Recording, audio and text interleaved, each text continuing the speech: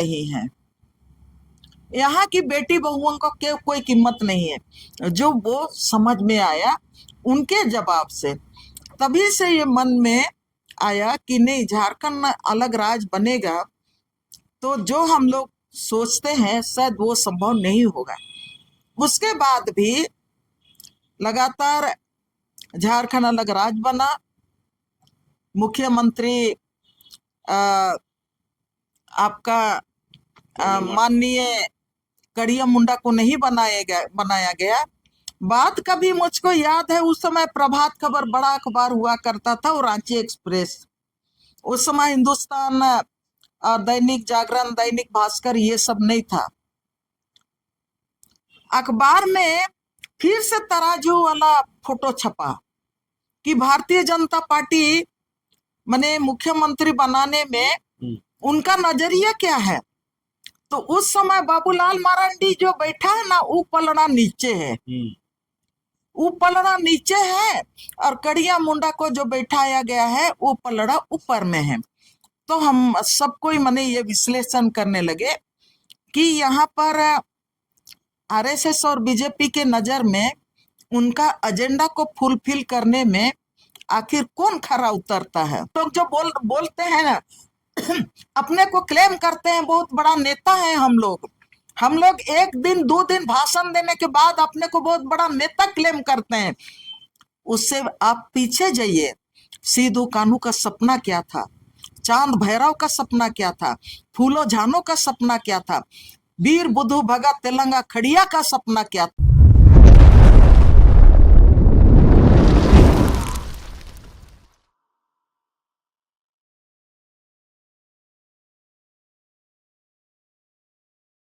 मुख्यमंत्री के रूप में बाबूलाल मरांडी को मने लाया गया, बैठाया गया। सबको हम लोगों ने बधाई दिया। बधाई अलग राज के नाम से हम लोग दिए, हम लोग उनको तो बधाई नहीं दिए।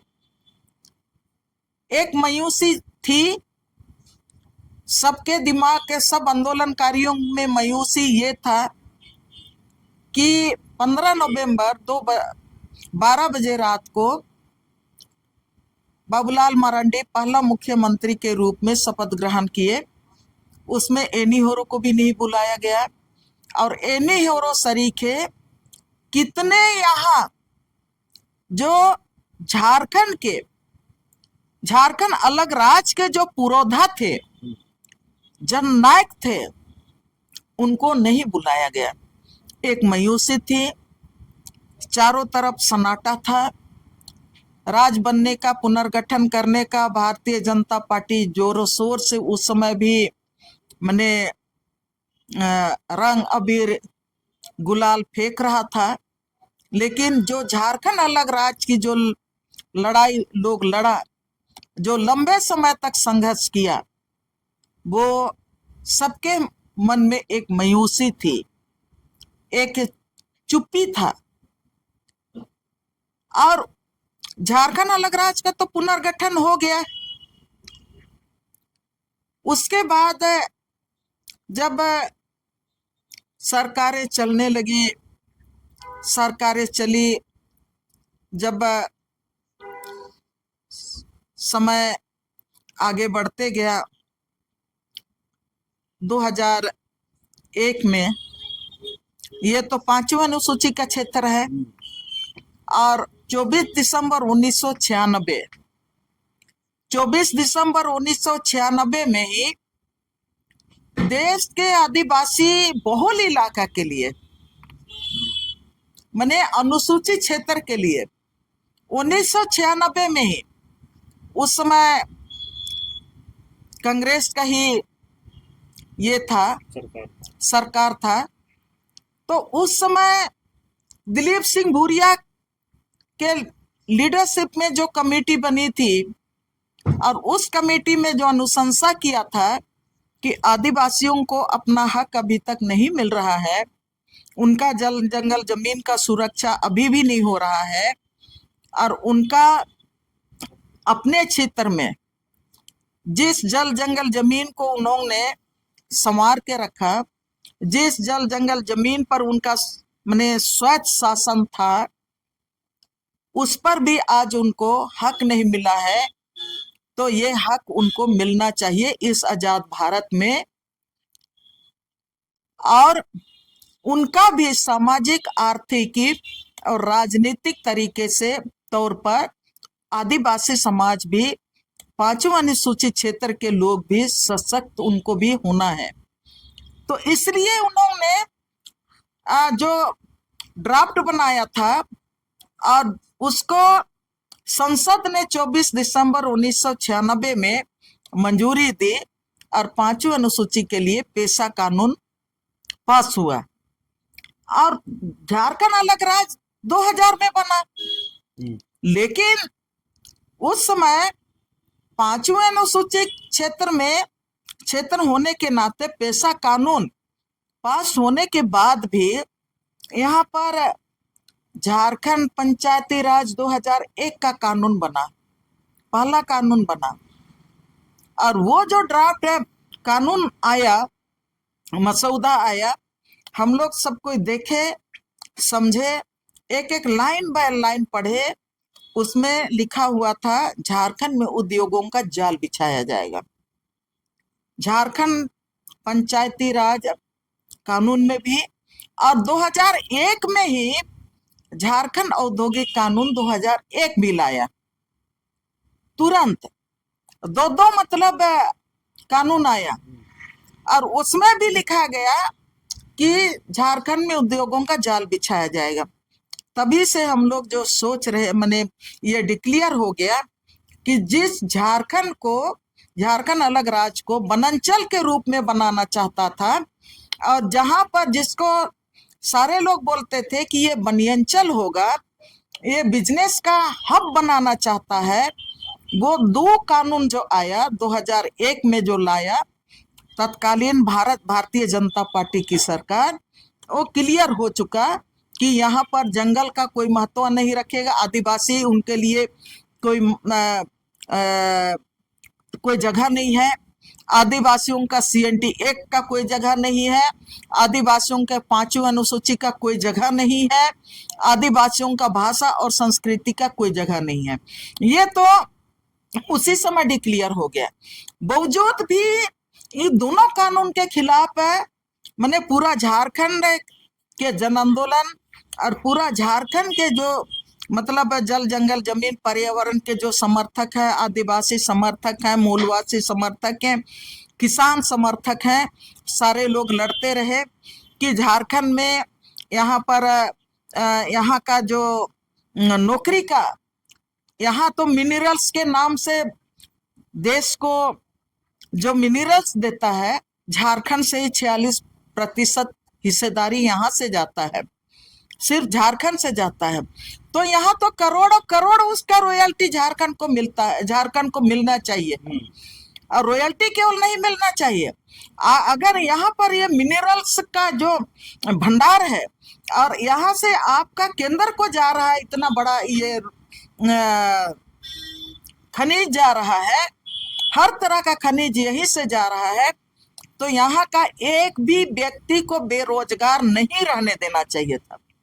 एक भी व्यक्ति को बेरोजगार नहीं रहना था आज की तारीख में। और एक भी व्यक्ति, एक भी युवक यहाँ का एक भी युवक बिना नौकरी का नहीं होना चाहिए था। और यहाँ पर बाकी जो अवसर थे नौकरी के बाद, जितना भी यहाँ पर मैंने ट्रांसपोर्टेशन, कोलियारी क्षेत्र में कौन कोयला ढो रहा है? बाहर के लोग ढो रहे हैं। किनका डंपर चल रहा है? बाहर के लोगों का डंपर चल रहा है। ठीका पट्टा कौन ले रहा है? बाहर के लोग ले रहे हैं। यहाँ के लोगों को कुछ नहीं मिला। तो जब अगर झारखंड अलग राज्य का संसाधन यहाँ का है, तो नौकरी यहाँ के लोगों को मिलना चाहिए। आपने यहाँ डोमिसाइल नीति भी नहीं बनाया। डोमिसाइल के लिए लोग लड़ाई लड़े 2002-3 में, लेकिन वो लड़ाई भी मुकाम तक नहीं पहुंचा, लोग शहीद हुए। लेकिन यहाँ के स्थानीय लोगों को नौकरी देने का नीति नहीं बना। और उसके साथ ही यहाँ हम लोग बार बार बोलते थे कि यहाँ आदिवासी नीति बनना चाहिए।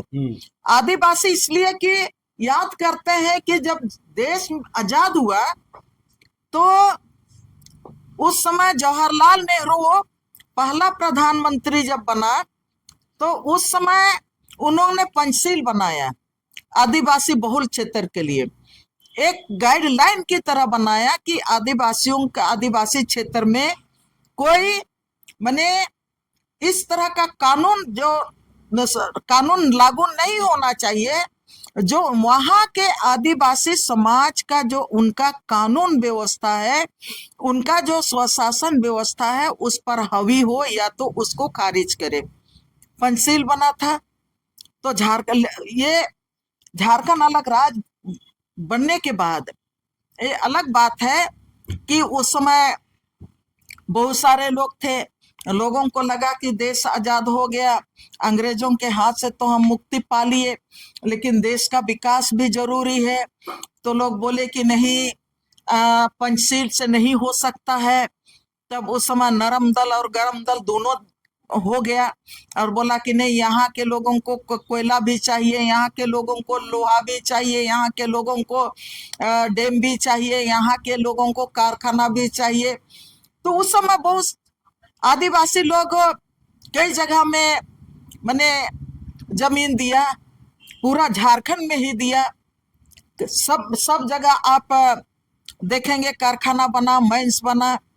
लेकिन झारखंड अलग राज्य बनने के बाद यहाँ पर जिस तरह से पेशा नियमावली बनना चाहिए था, उसी समय पेशा नियमावली बनना चाहिए था।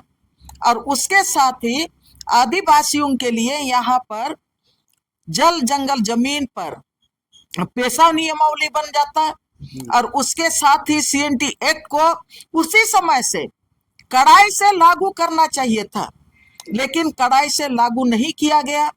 और आदिवासियों के लिए शिक्षा नीति बनना चाहिए था, आदिवासियों के लिए स्वास्थ्य नीति बनना चाहिए था, आदिवासियों के लिए रोजगार का नीति बनना चाहिए था, आदिवासियों के लिए यहाँ का भाषा और संस्कृति को लेके अलग पॉलिसी बननी चाहिए थी।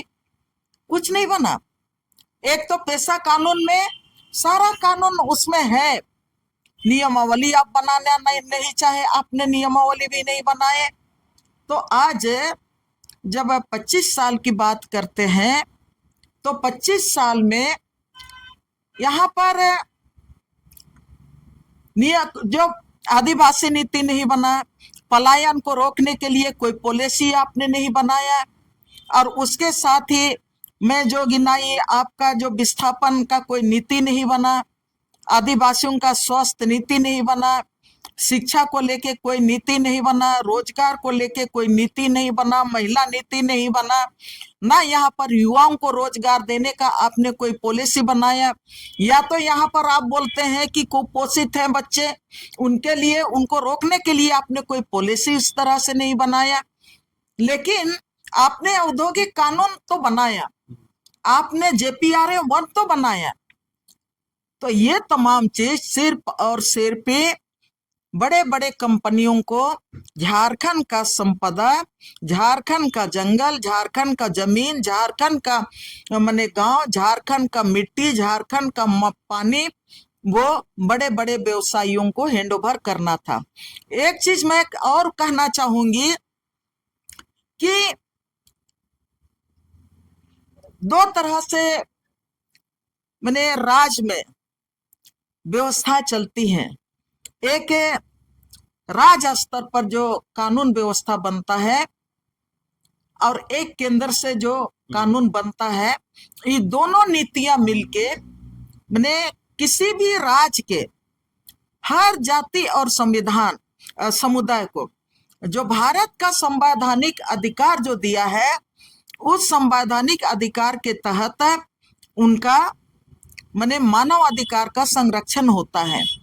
लेकिन आप देखेंगे कि यहाँ पर पहले से आपका CNT एक्ट है, SPT एक्ट है, मुंडारी खुटखटी कानून है, यहीं पर आपका विल्किंसन कानून भी है, और यही 5वां अनुसूचित क्षेत्र में ये पेशा का कानून भी है। उसके बाद भी आप देखेंगे कि 25 साल में, फिर मैं ये बात को दोहराना चाहती हूँ, 25 साल में जो भी सरकारें आई उन्होंने विस्थापन नीति भी नहीं बनाया। और आज यहाँ पर विस्थापन नीति बनना चाहिए था, विस्थापन आयोग बनना चाहिए था, ये सब नहीं बना। उसके बाद अब 2014 के बाद, 2014 के पहले तक जो आदिवासी भारतीय जनता पार्टी से भी आदिवासी मुख्यमंत्री 3 राउंड 4 राउंड में थे। 2001 से लेके आपका 2006 तक कंटिन्यू, उसके बाद फिर 10 से लेके फिर आपका 13 तक, फिर 14 से लेके फिर 19 तक। इस बीच में जब राज्य में रघुवर दास की सरकार आई, रघुवर दास की सरकार आई तो सबसे ताकतवर सरकार के रूप में वो काम किया। वो किसके लिए ताकतवर सरकार के रूप में काम किया? तो आप देखिए कि उस समय 2014 से 2019 तक केंद्र में भारतीय जनता पार्टी की सरकार रही। जब हम लोग झारखंड की बात कर रहे हैं तो मैं ये फिर से दोहराना चाहती हूँ, CNT एक्ट, SPT एक्ट, 5वीं अनुसूची, विल्किंसन रूल, मुंडारी खुटखटी, ये तो हमारा राज्य में जो कानून पहले से बना है वो कानून यहाँ के लोगों का एक सुरक्षा कवच की तरह है। आपने उसको कड़ाई से लागू नहीं किया। दूसरी बात की, जो आप केंद्र से यूपीए की जो सरकार थी 2000 आपका 10 से लेके आपका 14 तक जो थी, हाँ तो 14 में तो मई महीना में वो आई, जो उसके पहले जो यूपीए की सरकार थी, मनमोहन की सरकार थी, उस समय 2013 का जमीन अधिग्रहण कानून आप लाए। वो पेशा कानून को सपोर्ट कर रहा था। पेशा कानून के आधार पर जमीन अधिग्रहण होना चाहिए, नहीं होना चाहिए, ग्राम सभा को पेशा कानून के तर्ज पर वो मजबूती के साथ है 80% ग्राम सभा के लोग सहमति देंगे तभी आप जमीन अधिग्रहण कर सकते हैं। ये प्रावधान 2013 का कानून में यूपीए की सरकार लाई थी। यहाँ के किसानों का जिंदगी और यहाँ के किसानों, यहाँ मैंने फूड सिक्योरिटी की गारंटी के लिए उन्होंने बहु फसली जमीन को सुरक्षित रखने का भी उसमें प्रावधान किया। और उस कानून में विस्थापितों को न्याय देने का भी उसमें प्रावधान था, जिसमें कहा गया था कि 5 साल तक अगर कोई भी सरकार या तो कंपनियां वो जो जमीन अधिग्रहण के लिए जो तय करती है और लोगों को अगर जमीन मालिक को मुआवजा भी दे देती है, लेकिन 5 साल तक अपने कब्जा में नहीं लेती है, तो वो जमीन स्वतः वो मूल रैयत के हाथ में वापस होगा। ये तमाम कानून उस 2013 का कानून में भी था। और ये आपका 1894 का भी कानून में था ये। और उसी को बढ़ाते हुए ये जो CNT एक्ट है, पेशा कानून है, उसको मजबूत करते हुए 2013 का ये कानून बना। लेकिन क्या हुआ, भारतीय जनता पार्टी की सरकार केंद्र में आई 2014 में और इसको पूरी तरह से उड़ाने का व्यवस्था किया। उन्होंने 2014 आधी रात दिसंबर में उन्होंने घोषणा कर दिया कि 2013 का जो जो जमीन 2013 का कानून को रद्द करते हुए उन्होंने जमीन अधिग्रहण अध्यादेश का घोषणा कर दिया मोदी सरकार ने। पूरे देश में विरोध हुआ। हम लोग झारखंड अलग राज्य का 25 साल की बात कर रहे हैं, उसी का सफर का बात कर रहे हैं, और वही मैं कह रही हूँ, उसी में मैं जा रही हूँ। पूरे देश के लोगों ने इसका विरोध किया। मोदी सरकार कमजोर पड़ गई और देश के किसान, आदिवासी और जो पर्यावरण के समर्थक हैं, या तो उस समय जो विपक्षी पार्टियां थी उनकी जीत हुई, मोदी सरकार को झुकना पड़ा और जमीन अधिग्रहण अध्यादेश को वापस लेना पड़ा। लेकिन उस समय कह दिया था, इसी कानून के तहत में जो जमीन अधिग्रहण कानून अध्यादेश जो हम लाए हैं, उसको हम और चौथी बार नहीं लाएंगे माने मंजूरी के लिए। लेकिन जो जो राज्य सरकारें इस कानून के तहत अपने राज्य का कानून बनाना चाहते हैं, तो हम उसको मदद करेंगे। रघुवर दास यहाँ पर बैठा हुआ था। मैंने कहा कि सबसे सशक्त सरकार मोदी का सबसे प्रिय रघुवर दास यहाँ पर बैठा हुआ था। उन्होंने पूरी तरह से उसी 2000 मैंने जो जमीन अधिग्रहण अध्यादेश जो मोदी लाया, उसी के आधार पर ये पेशा कानून को कमजोर कर दिया, CNT एक्ट को कमजोर कर दिया, मुंडारी खुटखटी कानून को कमजोर कर दिया, और ये विल्सन किन्सन रूल को कमजोर कर दिया। और उन्होंने क्या किया, मोदी सरकार, उनका अलग मने सपना था, उनका डिजिटल इंडिया का सपना था, उनका वन नेशन वन लॉ का सपना था। हम लोग आदिवासियों का सपना था CNT एक्ट, हम लोगों का आदिवासियों का सपना था 5वीं अनुसूची में हमारा अधिकार, हम लोगों का सपना था जल जंगल जमीन पर CNT act, SPT act, Mundari Khuntkatti, और हमारा सपना था विल्सन किन्सन रूल के तहत हमारा जल जंगल जमीन को हम अपने तरह से, अपने अधिकार के तहत में हम इसको संरक्षित करेंगे, इसके साथ हम विकसित करेंगे, इसके साथ हमारा अगला पीढ़ी को हम ये जो जल जंगल जमीन है, नदी झील झरना है, उसको हम संरक्षित करके हम अगला पीढ़ी को सुपुर्द करेंगे। ये आदिवासियों का सपना था। और उनका सपना था, केंद्र में जो बैठी है नरेंद्र मोदी का जो सपना था, वन नेशन वन लॉ का सपना था, उनका डिजिटल इंडिया का सपना था। और उसी को पूरा करने के लिए रघुवर सरकार को यहाँ पर लाया गया एज ए मुख्यमंत्री। और उन्होंने CNT एक्ट को, SPT एक्ट को, मुंडारी खुटखटी को, विल्किंसन रूल को वो दरकिनार करते हुए उन्होंने यहाँ पर लैंड डिजिटलाइजेशन कार्यक्रम शुरू किया और जमीन का ऑनलाइन दस्तावेजीकरण करना शुरू कर दिया। और ऑनलाइन दस्तावेजीकरण करना शुरू कर दिया। और जो मैनुअली जो था, जिसको हम लोगों का कम पढ़ा लिखा आदमी, तीसरा चौथा पढ़ा लिखा आदमी कागज को ऐसा करके पढ़ लेता था कि हमारा जमीन है कि नहीं है, हमारा खतियान में क्या लिखा हुआ है, हमारा खाता नंबर कहाँ है, हमारा प्लॉट नंबर कहाँ है, वो यहाँ से उठा के देख के वो लिख लेता था, देख लेता था कि हमारा खाता नंबर इतना है, हमारा प्लॉट नंबर इतना है, हमारा प्लॉट नंबर में खेसरा नंबर इतना है, इसका बाकब्जे इतना है, हमारे खानदान में इतना लोग हैं। वो अपना कागज में देख लेता था, मैनुअली देख लेता था। उसको उन्होंने कर दिया।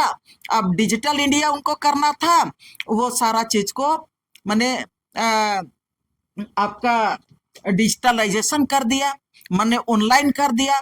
ऑनलाइन करने के बाद अब सारा चीज यहाँ पर ऑनलाइन करने के प्रक्रिया में 50% जमीन आदिवासियों के हाथ से दूसरों के हाथ में चला गया। पूरे झारखंड में आप देखेंगे कि 50% से ज्यादा जमीन मैंने जिन जिन गांवों में, पूरे खूंटी जिला में, गुमला जिला में, रांची जिला में और सिमडेगा जिला का, मैंने कई गांवों का, सैकड़ों गांवों का मैंने अध्ययन किया।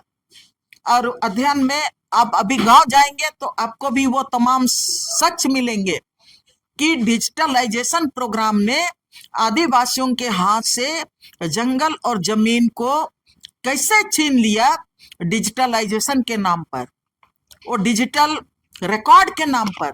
और आज की तारीख में आदिवासियों का जमीन अपने आप दूसरों के हाथ में चला गया। जो दलाल हैं, जो माफिया हैं, वो माले माल हैं। आपने सवाल किया कि आदिवासियों का सपना क्या पूरा हुआ? यहाँ तो आदिवासी कंगाल हो रहे हैं। बिरसा मुंडा का सपना वो नहीं था। बिरसा मुंडा के जन्मदिन पर झारखंड अलग राज्य बना, लेकिन बिरसा मुंडा का सपना ये नहीं था कि हमारे लोग कंगाल हो जाएं। बिरसा मुंडा, सिद्धू कानू, तेलंगा खड़िया, वीर बुद्धू भगत, ये पोटो हो, इनका ये सपना नहीं था कि हमारे लोग माने भूमिहीन हो जाए। उनका ये सपना नहीं था कि हमारा ये झारखंड वीरान हो जाए, जंगल विहीन हो जाए। उनका ये सपना नहीं था कि यहाँ के नदी, झील और झरने बिक जाएं। लेकिन आज की तारीख में किस तरह से रघुवर दास ने यहाँ पर लैंड बैंक बनाया, और लैंड बैंक बनाया और वो बोला कि सिंगल विंडो सिस्टम, और यहाँ पर सिंगल विंडो सिस्टम के द्वारा पूरा झारखंड का जमीन आज ऑनलाइन बिक रहा है। कोई झारखंड का माँ बाप नहीं है, झारखंड को कोच का जमीन बचाने वाला नहीं है। और झारखंड में आज की तारीख में जो जमीन मालिक थे, पहले बुलडोजर चला के यहाँ के लोगों को विस्थापित किया जाता था, तो समझ में आता था कि यहाँ का जमीन कब्जा करने के लिए हाँ एचसी आया, कोई कंपनी आ गया, कोई ये आ गया। अभी तो ऐसा बुलडोजर चल रहा है, ऑनलाइन बुलडोजर चल रहा है, डिजिटलाइजेशन का बुलडोजर चल रहा है, जो आदिवासियों को कंगाल कर दे रहा है। और 5वीं अनुसूची के तमाम जो अधिकार है उनको पूरी तरह से उनका धज्जियां उड़ा दे रहा है। आज हमारा भाषा और संस्कृति हम लोग एक सरना बचाने की लड़ाई लड़ते हैं। मुझको दुख लगता है, एक सरना बचाने की भी लड़ाई लड़नी चाहिए, लेकिन पूरा झारखंड का सरना, ससंदरी, मसना, गिरजाघर, मंदिर, मस्जिद सबको बुलडोजर किया जा रहा है। और यहाँ पर आपका 22 लाख से ज्यादा एकड़ जमीन आपका भूमि बैंक में शामिल किया गया है। तो ये जो हम दोनों जो बात कर रहे हैं, झारखंड अलग राज्य बनने के बाद आज मैं सब पे कहते हैं कि नहीं, झारखंड सरकार जिम्मेदार था, झारखंड सरकार जिम्मेदार है, लेकिन जिस तरह से ऊपर से जो थोपा जा रहा है आज की तारीख में, तो जो संघीय ढांचा है ना संविधान का, राज्य में जमीन के संबंध में राज्य सरकार को निर्णय लेना है, लेकिन आज की तारीख में तो जुडिशियली सबसे हावी हो जाता है। और उसके साथ ही केंद्र सरकार हावी हो जा रहा है कि नहीं, आपको इस लाइन में करना है, इसी लाइन में आपको करना है, उसी लाइन में करना है। और अगर आप उनकी बात नहीं करेंगे तो जिस तरह से हेमंत सोरेन को जेल में डाल दिया था कि आप मनी लॉन्ड्रिंग के नाम पर आप जेल चले जाइए, या तो आप यहाँ पर जेल चले जाइए, या तो भारतीय जनता पार्टी के गोद में आप बैठ जाइए, तो ठीक है। और फिर नहीं तो फिर आप जिस तरह से खूंटी जिला में पत्थलगड़ी जो आंदोलन हुआ उसमें आप लोगों को ये नक्सलाइट है, ये अर्बन नक्सलाइट है, और ये देशद्रोही है, आप उनको जेल में डाल दीजिए। और जेल में डालने के बाद आप उसमें मुकदमा पर मुकदमा चलाते रहिए। जेल के सलाखों जो जंगल वन की बात करेगा, जो जमीन की बात करेगा, जो अपने हक और अधिकार की बात करेगा, जो संविधान की बात करेगा, उसको आप जेल में डाल दीजिए। पूरा देश इसका गवाह है। तो आज की तारीख में जहाँ 25 साल का झारखंड हो गया, अभी तो सिद्धू कान्हू, चांद भैरव, मुझको बहुत भीतर से तकलीफ लगता है कि बिरसा मुंडा के नाम पर लोग, भारतीय जनता पार्टी भी बोल रही है, मैंने कई साल से 3 साल से बिरसा मुंडा 15 तारीख को क्या जयंती मनाती है, और जनजातीय दिवस के रूप में मनाता। हम जनजातीय, हमारा इतिहास आदिवासी शब्द में है।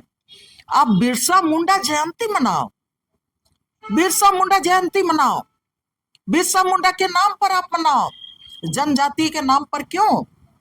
तो आज बिरसा मुंडा का सपना, सिद्धू कानू का सपना, और ये तेलंगा खड़िया का, फूलो झानो का सपना, वीर बुद्धू भगत का सपना, और ये सिंगरा मानकी, बिंगरा मानकी का सपना, कानू मुंडा का सपना, और उसके साथ तमाम झारखंड अलग राज्य को का जो नींव डालने वाले, उनको आगे, उस आंदोलन को आगे ले जाने वाले जितने भी झारखंड अलग राज्य का जो सपना लोगों ने देखा था, उनका सपना आज की तारीख में जिस तरह से आज तो कारपोरेटी राजनीति चल रही है, और इस कारपोरेटी राजनीति में पूरी तरह से उनके जो सपना है ना, वो पूरी तरह से धराशायी होते हुए दिखाई दे रहे हैं, पूरी तरह से वो अंतिम छोर में जाते हुए दिखाई दे रहे हैं।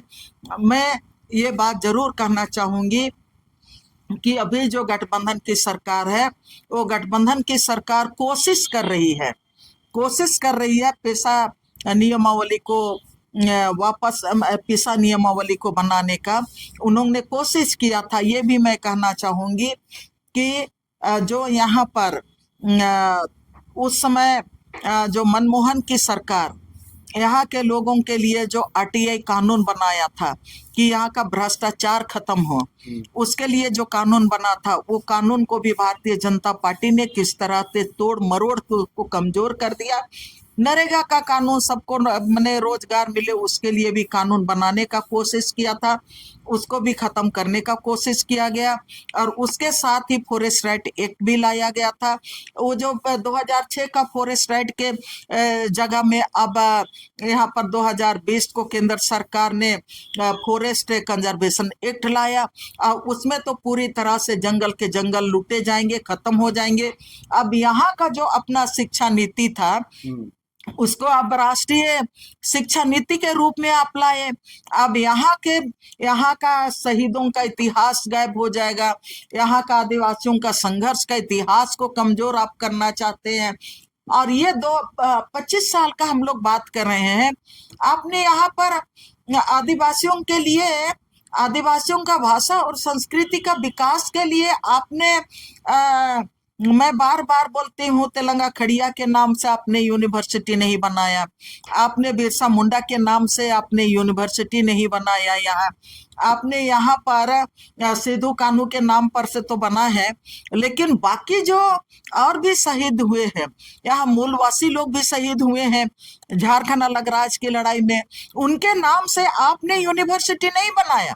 लेकिन आप एकलव्या के नाम पर आपने पूरे झारखंड में स्कूलों का जाल बिछाने का काम किया, इसलिए कि जिस तरह से एकलव्या को आपने पांगु बनाने का काम किया था कि एकलव्या किस तरह से वो कमजोर हो जाए और उनका लक्ष्य चूक जाए, आपने वही किया। तो झारखंड अलग राज्य का भी जो मैं देख रही हूँ ना, उसी दिशा में बढ़ता हुआ दिखाई दे रहा है। मैं आप के तमाम श्रोताओं से मैं कहना चाहूंगी कि हम लोगों को पुनर्विचार करना चाहिए कि आज हम कहाँ पर हैं, आज हमारा एकता कहाँ पर है, आज हमारी सामूहिकता कहाँ पर है। आगे फिर हम लोग बात करेंगे कि हमारी एकता, हम अपने को एक में क्यों नहीं बांध पा रहे हैं, क्यों हमारा अपना मुद्दा क्यों हम छोड़ते जा रहे हैं, अपना गांव और अपना संघर्ष को हम क्यों छोड़ते जा रहे हैं। ये भी हमारे तरफ से भी गलतियां हो रही है। हम लोग बार बार बोलते हैं कि शिकारी आएगा, जाल बिछाएगा, दाना डालेगा, लेकिन उसमें लोभ से फंसना नहीं, लेकिन हमको बिखेरने के लिए, हमको अलग अलग करने के लिए, हम लोगों को तार तार करने के लिए, टुकड़े टुकड़ों में बांटने के लिए जो नीतियां अपनाई जा रही है, ये 25 साल के भीतर में हुआ है, 25 साल के भीतर में हुआ है। उसको भी हम लोगों को समझने की जरूरत है और फिर से अपने को मूल्यांकन करने की जरूरत है कि हमने क्या खोया झारखंड अलग राज्य मैंने मिलने के बाद, और हमने क्या पाया। क्या हम लोगों को छोड़ दीजिए जो हम लोग हाला कर रहे हैं, हम लोग जो ये एक शौकिया हम लोग जो बोलते हैं ना, अपने को क्लेम करते हैं बहुत बड़ा नेता है हम लोग एक दिन 2 दिन भाषण देने के बाद अपने को बहुत बड़ा नेता क्लेम करते हैं। उससे आप पीछे जाइए, सिद्धू कान्हू का सपना क्या था, चांद भैरव का सपना क्या था, फूलो झानो का सपना क्या था, वीर बुद्धू भगत तेलंगा खड़िया का सपना क्या था, मक्की मुंडा देवमणि का क्या सपना था, और हमारा फोटो हो सिंदरा मानकी बिंद्रा मानकी का सपना क्या था। उसको हम लोगों को समझना पड़ेगा, अपने इतिहास को झांकना पड़ेगा, वापस अपने इतिहास के रूट में, अपने इतिहास के जड़ में जाना पड़ेगा और नया संघर्ष हम लोगों को शुरू करना पड़ेगा। और आगे फिर बात करेंगे। अभी झारखंड का सपना इतना ही में पूरा नहीं होगा और इतना ही में तमाम बातें खत्म नहीं होंगी, लेकिन मैं आप लोगों को ये कहना चाहती हूँ और मैं आप लोगों को अपने को भी पुनर्मूल्यांकन करना है और फिर से हमारी इतिहास को हम लोगों को वापस लाना है। चलिए, अभी आप सुन रहे थे आर्यन लेडी जैन बारला की बात, और बहुत अच्छे तरीके से समझाने की कोशिश कर रहे हैं कि झारखंड बनना 25 साल हो गया, तो हम लोग को जो आदिवासियों का सपना था, मूलवासियों का सपना था, वो पूरा हुआ कि नहीं, या सपना सपने रह गया, उसी को लेकर के हम लोग बात कर रहे थे। लेकिन दीदी जिस तरह से झारखंड बनने से पहले का भी कुछ बात बताए कि किस तरह से बाबूलाल मांडी और मुंडा जी का मुख्यमंत्री बनने का था, तो उस समय हम लोग तराजू से किस तरह से पेपर में छपता था, देखते कौन भारी कौन हल्का, जिस तरह से मिले भी जाकर के अपनी समस्या जो था, इनकम्बेंट का जो समस्या था कि जो झारखंड बनेगा तो जो यहाँ के बेटियां जो बाहर जाती हैं कैसे उनको लाके का आप लोग नौकरी देंगे, तमाम बात जब ये करते थे तो इनको समझ में आता था क्या झारखंड बनने वाला है। लेकिन ये बोले कि जब बैठक होता था झारखंड से पहले भी कई आदिवासी संगठनों के द्वारा, उसमें भी अपनी बात को रखते थे कि आदिवासी जो महिला है उनका कितना हक होगा, क्या होगा, तमाम बात वहां भी रखते थे। नेतरहाट फील्ड फायरिंग की बात किए, कोयल कारो आंदोलन की बात किए। लेकिन जब झारखंड बन गया, आज झारखंड बनना 25 साल हो गया, तो आज का जो स्थिति है उस पर भी अपनी बातों को रखे और लगातार कहे कि मूल्यांकन करने की जरूरत है। और हम लोग फिर जिस तरह से आज आदिवासियों का स्थिति है, जल जंगल जमीन कहें तो कॉर्पोरेट घरानों को लोग दे रहे हैं, उस पर भी दीदी लगातार बात कर रहे हैं। लेकिन झारखंड बनना जो 25 साल हुआ है, फिर हम लोग और इसी के साथ कई मुद्दा है कि हम लोग एकजुट कैसे हों, जो अपना आदिवासी का मुद्दा है जिसको लोग छोड़ करके धर्म समाज के नाम पर जो अभी लड़ाई लड़ रहे हैं, कम से कम जो आदिवासी का जो मुद्दा है, जल जंगल जमीन अपना पहचान का जो लड़ाई का मुद्दा है, कहीं लोग छोड़ चुके हैं और मुद्दा भटक चुके हैं झारखंड में, उस पर भी कह रहे हैं कि मूल्यांकन करने की जरूरत है। तो इस तरह खबर को देखने के लिए आप झारखंड स्वतंत्र खबर जुड़े रहिए। जोहार, नमस्कार।